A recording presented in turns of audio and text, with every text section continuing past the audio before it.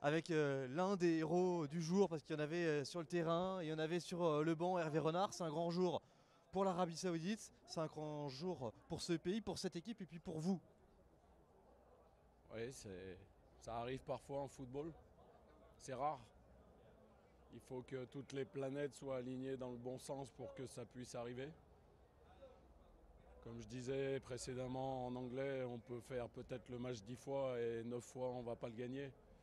Et puis aujourd'hui, on fait preuve de, après une mauvaise première mi-temps où on a été trop attentiste, on fait preuve d'énergie un peu plus en deuxième mi-temps. Peut-être que notre mauvaise première mi-temps les a perturbés en se disant bon, ça va être facile aujourd'hui. On ne sait jamais, mais tout se passe dans la tête également. Donc voilà. Mais on a encore deux matchs difficiles. Il faut rester les pieds sur terre. Ce résultat, il restera dans l'histoire de la Coupe du Monde et dans l'histoire de l'Arabie Saoudite pour toujours.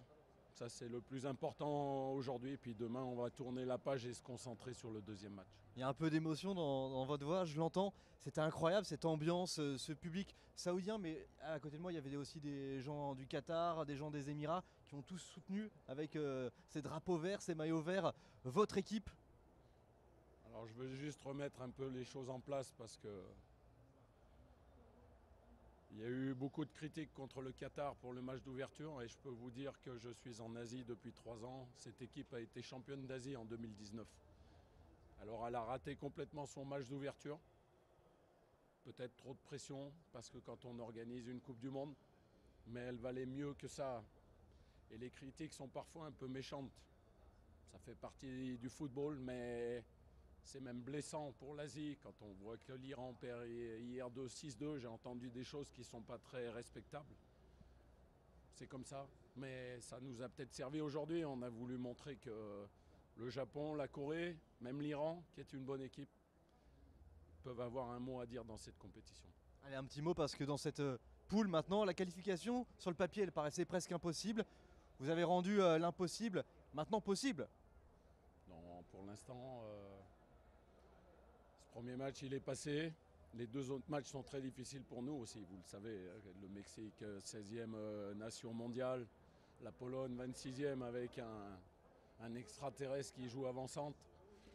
Donc il va en falloir encore beaucoup d'efforts, beaucoup de détermination. Est-ce qu'on sera capable de le répéter? Il le faut, mais c'est jamais évident.